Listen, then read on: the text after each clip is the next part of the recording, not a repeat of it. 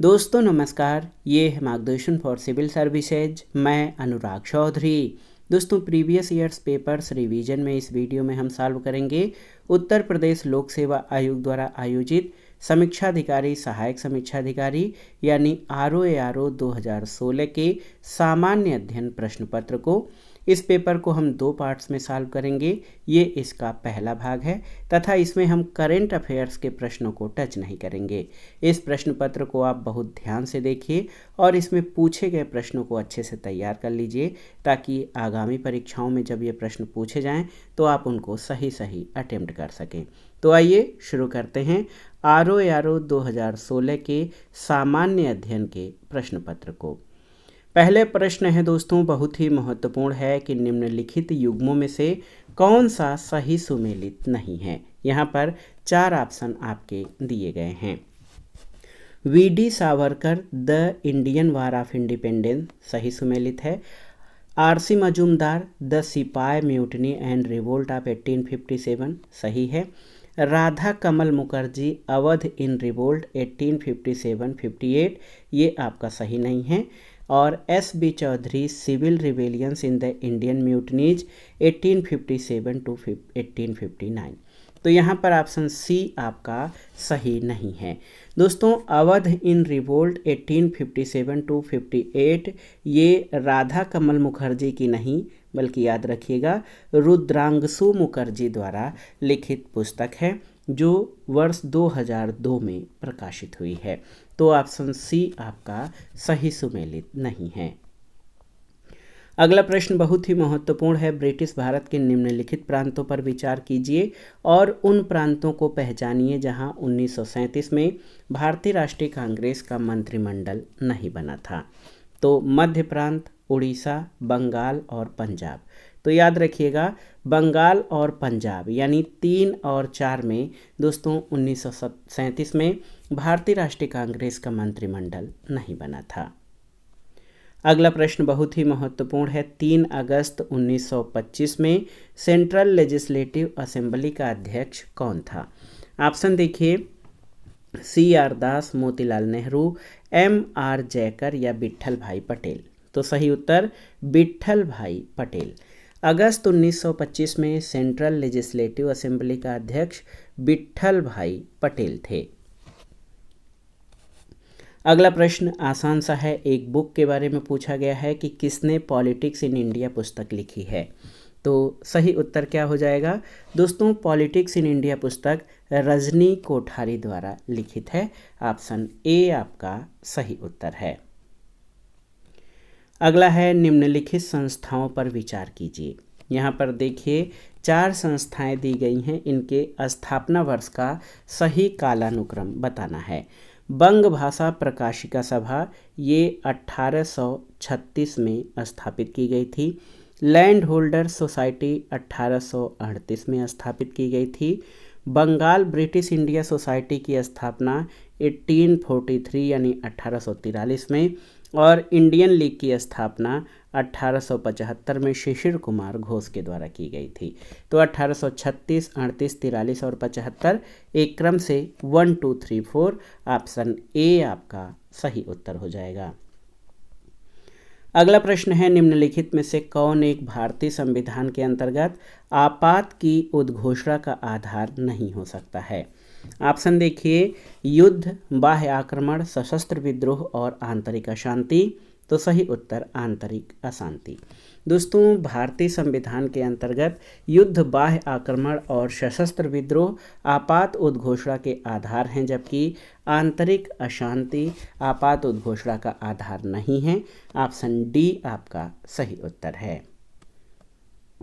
अगला प्रश्न है भारतीय संविधान के प्राधिकृत हिंदी पाठ को निम्नलिखित संविधान संशोधन में से किसके द्वारा प्रकाशित करने के लिए अधिकृत किया गया? तो याद रखिएगा 58वां संशोधन 1987।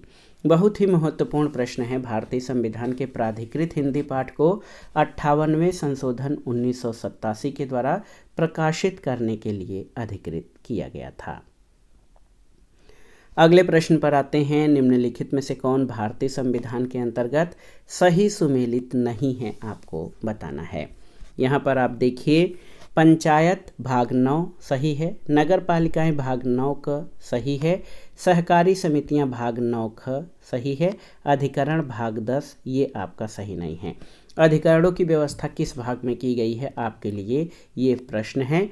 ऑप्शन डी आपका सही सुमेलित नहीं है, अन्य आपके सही सुमेलित हैं। अगले प्रश्न पर आते हैं। भारतीय संविधान के संदर्भ में निम्नलिखित कथनों पर विचार कीजिए। यहाँ पर 2 कथन हैं और आपको बताना है कि कौन सा सही है। पहला है कि संघ मंत्रिपरिषद लोकसभा के प्रति सामूहिक रूप से उत्तरदायी होगा, बिल्कुल सही। संघ के मंत्री प्रधानमंत्री के प्रसाद पर्यंत अपने पद धारण करेंगे, ये सही नहीं है। क्यों?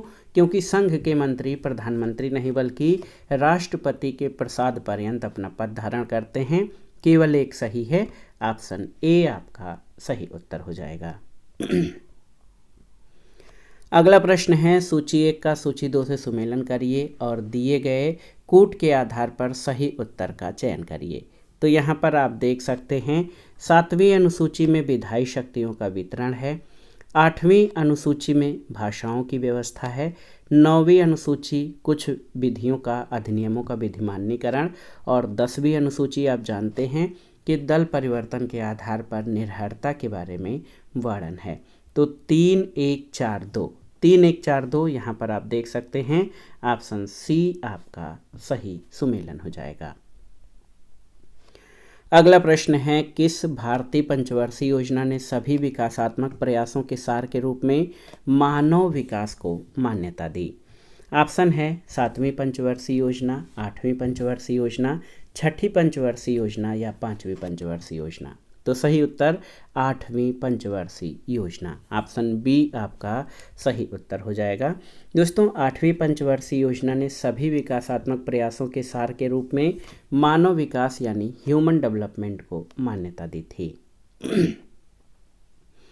अगला प्रश्न बहुत ही महत्वपूर्ण है। आप देख सकते हैं कि निम्नलिखित कथनों पर विचार कीजिए। यहाँ पर पहला है जीएसटी परिषद की अध्यक्षता संघीय वित्त मंत्री करते हैं और केंद्र के राजस्व या वित्त के प्रभारी राज्य मंत्री इसके एक सदस्य हैं, बिल्कुल सही है। जीएसटी परिषद कर से छूट वाली वस्तुओं के बारे में निर्णय करेगी और नई कर नीति की दहलीज निर्धारित करेगी, सही है। राज्य सरकारों के पास वैट उगाही का विकल्प होगा यदि वे ऐसा चाहें, तो ये आपका सही नहीं है क्योंकि जीएसटी में सभी प्रकार के जो अप्रत्यक्ष कर हैं उनको समाप्त करके वस्तु और सेवा या माल एवं सेवा कर में समाहित किया गया है। तो यहाँ पर 1 और 2 आपके सही हैं। ऑप्शन देखते हैं, विकल्प डी आपका सही उत्तर, 1 और 2 सही हैं। यहाँ पर गेहूं उत्पादन के आंकड़ों से संबंधित करंट प्रश्न है, 15-16 में पूछा गया है। तो 15-16 में उत्तर प्रदेश गेहूं का सबसे बड़ा उत्पादक राज्य है और वर्तमान में भी है, करंट को नहीं छूते हैं। अगला प्रश्न है सूची 1 का सूची 2 से सुमेलन करिए और दिए गए कूट से सही उत्तर का चयन करिए। बहुत ही महत्वपूर्ण प्रश्न है, आप देख सकते हैं। देखिए इसमें आपको बताना है कि कौन सा सही उत्तर है। स्वर्ण जयंती ग्राम स्वरोजगार योजना 1999 में, बिल्कुल सही है। स्वर्ण जयंती शहरी रोजगार योजना 1997 में, जवाहर रोजगार योजना 1989 में और राष्ट्रीय ग्रामीण स्वास्थ्य मिशन 2005 में शुरू किया गया था। तो 3-1-2-4 यहाँ पर विकल्प पर आते हैं। 3-1-2-4 ऑप्शन सी इस प्रश्न का सही उत्तर है। स्वर्ण जयंती ग्राम स्वरोजगार योजना 1999, स्वर्ण जयंती शहरी रोजगार योजना 1997, जवाहर रोजगार योजना 1989 और राष्ट्रीय ग्रामीण स्वास्थ्य मिशन 2005 में शुरू किया गया था। अगले प्रश्न पर आते हैं। निम्नलिखित में से कौन लोक संस्कृति को स्पष्ट करता है, आपको बताना है। अधिक सभ्य लोगों की सांस्कृतिक परिपाटी, नगरीय लोगों की सांस्कृतिक परिपाटी, सामान्य लोगों की सांस्कृतिक परिपाटी या आधुनिक समाज के लोगों की सांस्कृतिक परिपाटी। तो सही उत्तर ऑप्शन सी, लोक संस्कृति सामान्य लोगों की सांस्कृतिक परिपाटी है। अगले प्रश्न पर आते हैं। ऋग्वेद है, ऑप्शन देखिए, स्रोतों का संकलन, कथाओं का संकलन, शब्दों का संकलन या युद्ध का संकलन। तो सही उत्तर ऋग्वेद स्रोतों का संकलन है, ऑप्शन ए आपका सही उत्तर है। अगला प्रश्न सुमेलन करना है। यहाँ पर आपको बताना है कि इसमें से कौन सही सुमेलित नहीं है। विलायत खां सितार वादन सही है। अल्लाह रखा खां तबला वादन सही है। हरिप्रसाद चौरसिया बांसुरी वादन सही है। अमजद अली खां पक हवज ये आपका सही नहीं है, क्योंकि अमजद अली खां सरोद वादन से संबंधित हैं। ऑप्शन डी आपका सही उत्तर हो जाएगा। अगला प्रश्न है केसीसी यानी किसान क्रेडिट कार्ड योजना के संबंध में निम्नलिखित कथनों पर विचार कीजिए। किसान क्रेडिट कार्ड योजना 2001 में शुरू की गई थी, सही नहीं है। यह योजना किसानों को उनकी खेती की आवश्यकताओं के लिए पर्याप्त और समयानुकूल साख समर्थन प्रदान करती है। तो केवल 2 आपका सही है। ऑप्शन बी सही उत्तर हो जाएगा। अगले प्रश्न पर आते हैं। भारत में फसलों की बुआई के अंतर्गत शुद्ध क्षेत्रफल लगभग कितना करोड़ हेक्टेयर है? तो सही उत्तर 14 crore hectare, option C. Bharat में फसलों की बुआई के अंतर्गत शुद्ध क्षेत्रफल लगभग 14 करोड़ हेक्टेयर है। अगला प्रश्न है निम्नलिखित में से किस कण का व्यास 0.002 मिलीमीटर से कम होता है? ऑप्शन देखिए, मृत्तिका, गाद, महीन बालू या उपर्युक्त में से कोई नहीं। तो सही उत्तर मृत्तिका। दोस्तों, मृत्तिका के कणों का व्यास 0.002 मिलीमीटर से कम होता है। अगला प्रश्न है नाबार्ड के संबंध में निम्नलिखित कथनों पर विचार कीजिए। तो यहाँ पर आप देख सकते हैं कि नाबार्ड संसद के अधिनियम द्वारा वर्ष 1982 में स्थापित हुआ, बिल्कुल सही है। ये केवल कृषि के लिए साख की सुविधा प्रदान करता है, ये सही नहीं है। तो केवल एक सही है, ऑप्शन ए आपका सही उत्तर हो जाएगा। अगला प्रश्न है करनाल बंट रोग किस में लगता है? बहुत ही महत्वपूर्ण प्रश्न है। जौ, गेहूं, बाजरा या ज्वार? तो सही उत्तर है करनाल बंट, ये गेहूं फसल का रोग है। अगले प्रश्न पर आते हैं। अगला प्रश्न है निम्नलिखित में से कौन सा सही सुमेलित नहीं है, आपको बताना है। पादप पोषक तत्व और कार्य, नाइट्रोजन पौधों की वृद्धि और विकास, सही है। फास्फोरस जड़ों का विकास, सही है। पोटेशियम स्टोमेटा के खुलने और बंद होने का नियंत्रण, सही है। बोरान रोग प्रतिरोधकता, सही है। तो यहाँ पे पूछा गया है कि कौन सा सही सुमेलित नहीं है। यहाँ पर आपके सभी विकल्प आपके सही सुमेलित हैं, कोई भी विकल्प असुमेलित नहीं है। अगला प्रश्न महत्वपूर्ण है कि उपभोक्ता सहकारी भंडार स्थापित किए जाते हैं।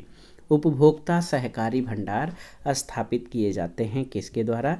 सदस्यों द्वारा, सहकारी समितियों के निबंधक द्वारा, केंद्र सरकार द्वारा या राज्य सरकार द्वारा? तो सही उत्तर उपभोक्ता सहकारी भंडार सदस्यों द्वारा स्थापित किए जाते हैं। ऑप्शन ए आपका सही उत्तर है। अगले प्रश्न पर आते हैं। सेबी अधिनियम कब पारित हुआ था? सेबी अधिनियम कब पारित हुआ था? 1956, 1962, 1992 या 2013 में? तो याद रखिएगा, सेबी अधिनियम 1992 में पारित हुआ था। ऑप्शन सी आपका सही उत्तर है। अगला प्रश्न है सूची 1 का सूची 2 से सुमेलन करिए और दिए गए कोड से सही उत्तर का चयन करिए। बहुत ही महत्वपूर्ण प्रश्न है, आप देख सकते हैं। कैपिटल गेन टैक्स ये संपत्ति विक्रय पर लगता है। सेंट्रल एक्साइज ड्यूटी ये फैक्ट्री निर्मित वस्तुओं पे। कस्टम ड्यूटी आयात पर और कॉरपोरेट टैक्स आय पर लगाया जाता है। 4, 2, 3, 1 ऑप्शन ए आपका इस प्रश्न का सही उत्तर हो जाएगा। अगला प्रश्न है निम्नलिखित में से कौन सही सुमेलित नहीं है? जवाहरलाल नेहरू कृषि विश्वविद्यालय मध्य प्रदेश, सही सुमेलित है। सरदार वल्लभ भाई पटेल कृषि और प्रौद्योगिकी विश्वविद्यालय उत्तर प्रदेश, सही सुमेलित है। इंदिरा गांधी कृषि विश्वविद्यालय राजस्थान, ये आपका सही सुमेलित नहीं है, क्योंकि इंदिरा गांधी कृषि विश्वविद्यालय पुरेना छत्तीसगढ़ में स्थित है। आचार्य एनजी रंगा एग्रीकल्चर यूनिवर्सिटी तेलंगाना, तो ये भी सही नहीं है, क्योंकि ये आंध्र प्रदेश में स्थित है, न कि तेलंगाना में। तो यहाँ पर 2 विकल्प यानी सी और डी दोनों ही सुमेलित नहीं हैं। इसलिए इस प्रश्न का कोई एक सटीक उत्तर नहीं हो सकता है। इंदिरा गांधी कृषि विश्वविद्यालय छत्तीसगढ़ में और आचार्य NG रंगा एग्रीकल्चर यूनिवर्सिटी आंध्र प्रदेश में स्थित है, न कि तेलंगाना में। अगला प्रश्न है सूक्ष्म लघु और मध्यम उद्यम विकास अधिनियम यानी MSMEDA पारित हुआ किस वर्ष, आपको बताना है। ऑप्शन है 2005, 2006, 2007 या 2008 ईस्वी। सही उत्तर 2006 में। सूक्ष्म लघु और मध्यम विकास अधिनियम ये 2006 में पारित हुआ था। अगले प्रश्न पर आते हैं। लघु निर्माणी उद्योग में प्लांट और मशीनरी में विनियोग की मात्रा होनी चाहिए कितनी। इसमें आपसे पूछा गया है लघु निर्माणी उद्योग में प्लांट और मशीनरी में विनियोग की मात्रा कितनी होनी चाहिए। तो सही उत्तर 25 लाख से ऊपर लेकिन 5 करोड़ से अधिक नहीं। ऑप्शन सी आपका सही उत्तर है। याद रखिएगा, लघु निर्माणी उद्योग में प्लांट और मशीनरी में इन्वेस्टमेंट की मात्रा 25 लाख से ऊपर लेकिन 5 करोड़ से अधिक नहीं होनी चाहिए। अगला प्रश्न जनगणना से है। देखिए यहाँ पर देश की यहाँ पर कौन सा सही सुमेलित नहीं है, आपको बताना है। देश की जनसंख्या में उत्तर प्रदेश की जनसंख्या का प्रतिशत 18.5 सही नहीं है। देखिए बहुत ही महत्वपूर्ण प्रश्न है। देश की जनसंख्या में उत्तर प्रदेश की जनसंख्या का प्रतिशत, देखिए बहुत ही महत्वपूर्ण प्रश्न है ये। देश की जनसंख्या में उत्तर प्रदेश की जनसंख्या का प्रतिशत जो है ये 16.49% है, न कि 18%। प्रति वर्ग किलोमीटर घनत्व 829 है, सही है। उत्तर प्रदेश की 2001 से 2011 के दशाब्दी में जनसंख्या में प्रतिशत वृद्धि 20.23% है। और आप देख सकते हैं दोस्तों कि महिला साक्षरता 57.18% है। तो केवल ऑप्शन ए आपका सही सुमेलित नहीं है, अन्य विकल्प आपके सही सुमेलित हैं। अगला प्रश्न है किस राज्य की जनसंख्या सर्वाधिक है। बहुत ही आसान सा प्रश्न है। यहाँ पर महाराष्ट्र, बिहार, गुजरात और उत्तर प्रदेश। तो सही उत्तर उत्तर प्रदेश की जनसंख्या इन राज्यों में सर्वाधिक है। अगला प्रश्न है कि कथन और कारण से संबंधित है। देखिए कथन है कि भारत की जनगणना हर 10 वर्ष पर की जाती है, बिल्कुल सही है। 10 वर्ष की अवधि के दौरान भारत की जनसंख्या अधिकांशतः अपरिवर्तित रही है, ये आपका सही नहीं है। तो ए सही किंतु आर गलत है। ऑप्शन सी आपका सही उत्तर है। भारत में दशकीय जनगणना का जो प्रावधान है, लेकिन 10 वर्ष की अवधि के दौरान भारत की जनसंख्या अधिकांशतः परिवर्तित हो जाती है, ये अपरिवर्तित नहीं रहती। अगला प्रश्न है विनिमय साध्य विलेख अधिनियम कब प्रभावी हुआ था। विनिमय साध्य विलेख अधिनियम कब प्रभावी हुआ था, याद रखिएगा। तो ये 1882 में। ऑप्शन बी आपका सही उत्तर है, याद रखिएगा। विनिमय साध्य विलेख अधिनियम ये 1882 में प्रभावकारी हुआ था। ऑप्शन बी आपका सही उत्तर है। अगला प्रश्न है 2011 की भारत की जनगणना के लिए कौन सा आदर्श वाक्य उपयोग किया गया था, आपको बताना है। तो सही उत्तर आवर सेंसस आवर फ्यूचर। ये भारत की जनगणना 2011 का आदर्श वाक्य यानी मोटो था, आवर सेंसस आवर फ्यूचर। अगला प्रश्न है निम्नलिखित में से कौन सा अभ्यारण्य सही सुमेलित नहीं है, आपको बताना है। समसपुर रायबरेली, देखिए सही सुमेलित है। नवाबगंज इलाहाबाद में नहीं है। बखिरा संत कबीर नगर में है और सांडी हरदोई में है। तो ऑप्शन बी आपका सही सुमेलित नहीं है। अगला प्रश्न है पारिस्थितिक पदछाप या इकोलॉजिकल फुटप्रिंट के माप की इकाई क्या है। तो याद रखिएगा भूमंडलीय हेक्टेयर या ग्लोबल हेक्टेयर। ऑप्शन ए आपका सही उत्तर है। भूमंडलीय हेक्टेयर पारिस्थितिक पदछाप के माप की इकाई है। अगला प्रश्न कथन कारण से संबंधित है, बहुत ही महत्वपूर्ण प्रश्न है। आप देखिए, कथन है कि भारत में वन क्षेत्र का ह्रास भारत के जनांकीय संक्रमण से प्रत्यक्षतः संबंधित रहा है, बिल्कुल सही है। कारण है कि वन क्षेत्र और जनसंख्या वृद्धि में प्रायः नकारात्मक संबंध होता है। तो ए और आर दोनों सही हैं और आर ए की सही व्याख्या करता है। ऑप्शन ए आपका सही उत्तर हो जाएगा। देखिए प्रश्न संख्या 37, ऑप्शन ए सही उत्तर है। अगला प्रश्न है, निम्नलिखित में से कौन छत्तीसगढ़ में स्थित है? अंशी राष्ट्रीय उद्यान, बेटला राष्ट्रीय उद्यान, इंद्रावती राष्ट्रीय उद्यान या गूगामल राष्ट्रीय उद्यान? तो सही उत्तर इंद्रावती राष्ट्रीय उद्यान ये छत्तीसगढ़ में स्थित है। ऑप्शन सी आपका सही उत्तर है। अगला प्रश्न है दोस्तों, जनगणना 2011 के अनुसार निम्नलिखित में से किसमें जनसंख्या घनत्व सबसे कम है? उत्तर प्रदेश, बिहार, पश्चिम बंगाल और केरल। तो सही उत्तर यहाँ पर देखिए, तो बिहार, पश्चिम बंगाल, केरल में जनसंख्या घनत्व तो उत्तर प्रदेश से अधिक है। ऑप्शन ए आपका सही उत्तर है। अगला प्रश्न है, भीतरकणिका गरान। भीतरकणिका गरान के संदर्भ में निम्नलिखित कथनों पर विचार कीजिए और दिए गए कूट से सही उत्तर का चयन करिए। यह वंशधारा और स्वर्णरेखा नदियों के डेल्टा में है, सही नहीं है। यह पश्चिमी बंगाल में है, ये भी सही नहीं। तो दोनों ही, न तो एक न तो दो, दोनों ही सही नहीं है। और आपके लिए एक प्रश्न है, कमेंट बॉक्स में बताना है कि भीतरकणिका कहाँ पर, किन नदियों के डेल्टा में स्थित है। बहुत ही महत्वपूर्ण है भीतरकणिका। इसके बारे में आपको बताना है कि ये किन नदियों के बीच में स्थित है, आपको बताना है। भीतरकणिका नेशनल पार्क भी है और ये उड़ीसा के केंद्रपाड़ा जिले में है। किन नदियों के है ना, किन नदियों के संगम पर स्थित है, ये आपके लिए प्रश्न है। अगला प्रश्न है, निम्नलिखित कथनों पर विचार कीजिए। यहाँ पर कथन और कारण से संबंधित है। भारत में सन 2001 के बाद शहरीकरण में तीव्र वृद्धि हुई है, बिल्कुल सही है।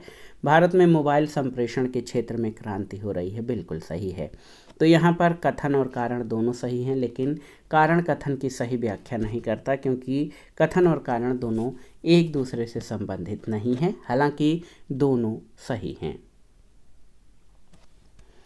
अगला प्रश्न है, निम्नलिखित राज्यों को 2011 की जनगणना के अनुसार उनके नगरीकरण के अवरोही क्रम में व्यवस्थित कीजिए और राज्यों के नीचे दिए गए कूट से सही उत्तर का चयन करिए। तो सबसे अधिक नगरीकृत, यहाँ पर आपको बताना है, सबसे नगरीकृत गोवा है, फिर मिजोरम का स्थान आएगा नगरीकरण में, उसके बाद तमिलनाडु और फिर लास्ट में केरल। तो गोवा, मिजोरम, तमिलनाडु और केरल, यहाँ 3 2 4 1, 3 2 4 1, ऑप्शन ए आपका सही उत्तर हो जाएगा। अगला प्रश्न है, सूची 1 का सूची 2 से सुमेलन कीजिए और दिए गए कूट के आधार पर सही उत्तर का चयन करिए। जैव मंडल आरक्षित क्षेत्र और राज्यों का मिलान आपको करना है। ये प्रश्न आपके लिए बहुत ही महत्वपूर्ण है। इसमें देखिए कौन सा सही उत्तर आपका होगा। देखिए सिमलीपाल, तो सिमलीपाल आप जानते हैं ओडिशा में है। दिहांग दिबांग ये कहाँ पर स्थित है? दिहांग दिबांग, तो आप देख सकते हैं दोस्तों, दिहांग दिबांग आप जान लीजिए कि अरुणाचल प्रदेश में स्थित है। नोक्रेक, नोक्रेक मेघालय में स्थित है, बिल्कुल सही। और कोल्ड डेजर्ट ये हिमाचल प्रदेश में स्थित है। तो 3 4 5 1, यहाँ पर देखिए 4 3 5 और 1 विकल्प पर आते हैं। 4 3 5 और 1, ऑप्शन डी आपका सही उत्तर है। अगला प्रश्न है, भारत की 2011 की जनगणना के अनुसार सर्वाधिक जनसंख्या निम्नलिखित नगरीय युग्मों में किस में दर्शित हुई? कोलकाता दिल्ली, दिल्ली बेंगलुरु, मुंबई कोलकाता, मुंबई और दिल्ली। तो सही उत्तर मुंबई और दिल्ली, ऑप्शन डी आपका सही उत्तर है। ये सर्वाधिक जनसंख्या वाले नगरीय युग्म हैं। अगला प्रश्न है 2011 की जनगणना के अनुसार भारत की जनसंख्या विश्व की जनसंख्या का कितना प्रतिशत है? तो सही उत्तर आपका हो जाएगा 17.31%। ऑप्शन ए आपका सही उत्तर है। ये देखिए करंट अफेयर्स का प्रश्न है। इसमें पूछा गया है कि यूनेस्को ने जुलाई 2016 में भारत के किस राष्ट्रीय उद्यान को विश्व धरोहर स्थल घोषित किया था? तो ये कंचनजंगा या खांगचेंगजोंग राष्ट्रीय उद्यान था। अगला प्रश्न भी करंट अफेयर से है। सोलर इम्पल्स के बारे में पूछा गया है, जो कि विमान है सोलर से चलने वाला। इसके अलावा मलेरिया मुक्त देश सितंबर 2016 में किसे घोषित किया गया था? तो श्रीलंका को। रियो 2016 के पैरालंपिक में किस भारतीय खिलाड़ी ने स्वर्ण पदक जीता था? तो मरियप्पन थंगावेलु ने। सितंबर 2016 में संपन्न under 18 Asia cup hockey tournament के फाइनल मैच में भारत ने किसको हराया था? तो आप जान लीजिए बांग्लादेश को। और यहाँ पर देखिए बहुत ही महत्वपूर्ण प्रश्न है कि किस राज्य में 2011 की जनगणना के अनुसार 10 लाख प्लस के नगरीय समूह नहीं हैं? हरियाणा, जम्मू कश्मीर, ओडिशा और झारखंड। तो इसमें आपसे पूछा गया है कि किस राज्य में 2011 की जनगणना के अनुसार 10 लाख प्लस नगरीय समूह नहीं हैं? तो ये ओडिशा में नहीं है, जबकि हरियाणा, जम्मू कश्मीर और झारखंड में हैं। इसके अलावा जो करंट अफेयर्स के प्रश्न हैं उनको हम आगे जो है फॉरवर्ड कर देते हैं, करंट अफेयर्स को छोड़ देते हैं। देखिए अगला प्रश्न है उत्तर प्रदेश के किस मंडल में प्रथम समाजवादी अभिनव विद्यालय खोला गया था? ये महत्वपूर्ण प्रश्न है। इलाहाबाद, अलीगढ़, आगरा और वाराणसी में से किस पूछा गया है कि किस मंडल में प्रथम समाजवादी अभिनव विद्यालय खोला गया था? तो सही उत्तर आपका हो जाएगा इलाहाबाद यानी प्रयागराज मंडल में। और एक प्रश्न था भारतीय सेना ने पीओके के आतंकवादियों के विरुद्ध सर्जिकल स्ट्राइक कब किया था? तो ये बहुत ही महत्वपूर्ण क्षण था भारतीयों के लिए। 29 सितंबर 2016 को सर्जिकल स्ट्राइक किया गया था। चलिए करंट अफेयर्स के प्रश्नों को हम आगे बढ़ा देते हैं। अगला प्रश्न है दोस्तों कि नीली नील या ब्लू नाइल नदी किस झील से निकलती है? आपको बताना है। बहुत ही महत्वपूर्ण प्रश्न है कि नीली झील या ब्लू नाइल नदी किस झील से निकलती है? विक्टोरिया, ताना, एडवर्ड या एल्बर्ट झील से? तो सही उत्तर नीली नील नदी ताना झील से निकलती है। ऑप्शन बी आपका सही उत्तर है। अगला प्रश्न है कौन सही सुमेलित नहीं है? पोत निर्माण केंद्र और राज्यों का मिलान करना है। ह्यूस्टन टेक्सास सही है। स्प्रेजो पॉइंट मैरीलैंड सही है। न्यू ऑरलियंस लुजियाना सही है। कैमडेन फ्लोरिडा ये आपका सही नहीं है। तो ऑप्शन डी आपका सही सुमेलित नहीं है। अगला प्रश्न है दोस्तों महत्वपूर्ण प्रश्न है कि निम्नलिखित सागरों का पश्चिम से पूर्व सही क्रम क्या है? तो यहाँ पर जो विकल्प दिए गए हैं इसमें सबसे पश्चिम में भूमध्य सागर, सबसे पूर्व में अरल सागर है। तो क्रम हो जाएगा भूमध्य सागर, काला सागर, कैस्पियन सागर और अरल सागर। ये सागरों का पश्चिम से पूर्व की ओर सही क्रम है। ऑप्शन सी आपका सही उत्तर हो जाएगा। अगला प्रश्न है सूची 1 का सूची 2 से सुमेलन करिए और दिए गए कूट से सही उत्तर का चयन करिए। बहुत ही महत्वपूर्ण प्रश्न है ये। सूची 1 का सूची 2 से सुमेलन करिए और दिए गए कूट से सही उत्तर का चयन करिए। ये नदियाँ और उनके प्रवाह को दर्शाना है कि ये कहाँ प्रवाहित होती हैं। देखिए लीना नदी आर्कटिक सागर में, आमूर प्रशांत महासागर में, टिग्रिस फारस की खाड़ी में और माही आप जानते हैं अरब सागर में। 2, 4, 1, 3 ऑप्शन ए आपका सही सुमेलन हो जाएगा। अब ये आज के वीडियो का आखिरी प्रश्न था। एक बार फिर से इसको रिवाइज करते हैं। लीना नदी कहाँ पर प्रवाहित होती है? आप जानते हैं कि ये आर्कटिक सागर में, आमूर प्रशांत महासागर में, टिग्रिस फारस की खाड़ी में और माही नदी अरब सागर में गिरती है। 2, 4, 1 और 3 आपका सही सुमेलन हो जाएगा। तो दोस्तों ये था आज का वीडियो ROARO 2016 सामान्य अध्ययन के प्रश्न पत्र के रिवीजन का पहला भाग। इसका दूसरा भाग हम अगले वीडियो में कवर करेंगे और इस वीडियो में हमने जो सामान्य अध्ययन के महत्वपूर्ण प्रश्न हैं उन सभी को कवर किया है।